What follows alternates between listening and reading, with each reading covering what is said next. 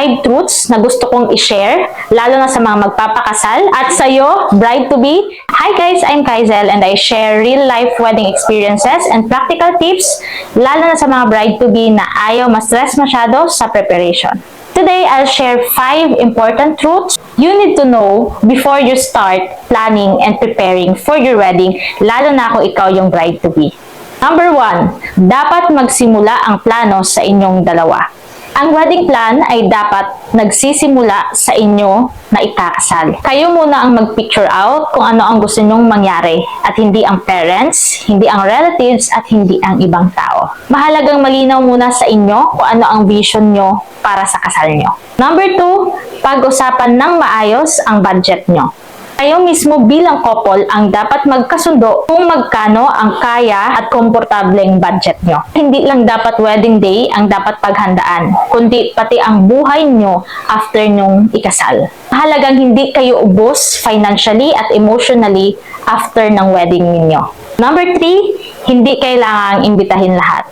Ang kasal ay hindi family reunion o fiesta. Lalo na kung tight ang budget, piliin ang taong totoong makikiselebrate at nagmamalasakit sa inyo na ikakasal. Normal na may magtatampo, pero kung gusto nyo ng less stress at more peace, piliin lang ang tamang tao. Kasi at the end of the day, araw nyo yan. Number 4, huwag ipagpabukas ang pwede nang simulan. Maraming kailangang i-prepare sa wedding. Kami, we got engaged last May 23, 2025 and we decided to get married last October 10, 2025. 4 months ang preparation namin. Hindi kami nag-hire ng full-time coordinator kaya kailangan naming maging organized during the preparation. Kaya let me tell you, kahit 2 months or 1 month lang yung preparation time ninyo, actually, kayang-kaya yan as long as magiging organized ka at magiging productive ka every day. Gagawin ang mga dapat gagawin at huwag ipagpapabukas ang kaya ng simulan.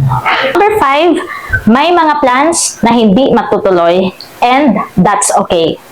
Maraming bagay sa first plan namin noon na gustong-gusto ko at gustong-gusto naming mangyari at the end hindi natuloy dahil sa budget at ibang reasons. But instead na ma-stress, sinanggap na lang namin. Ang naging mindset na lang namin ng husband ko, as long as andun kami, andun yung officiant namin, andun ang Diyos at andun ang parents namin, okay na yon. At sa totoo lang, everything still ended beautifully. And sobrang thankful kami sa ginawa ng Lord sa wedding namin. So, ayan ang 5 truths na gusto kong i-share, lalo na sa mga magpapakasal at sa'yo, bride-to-be, kasi kadalasan kayo or tayo yung humahawak ng mga details sa kasal. Kung may mga questions kayo, feel free na ilagay yan sa comment section. And sa next video ko, doon ko i-share yung 4-month preparation timeline namin. So, see you!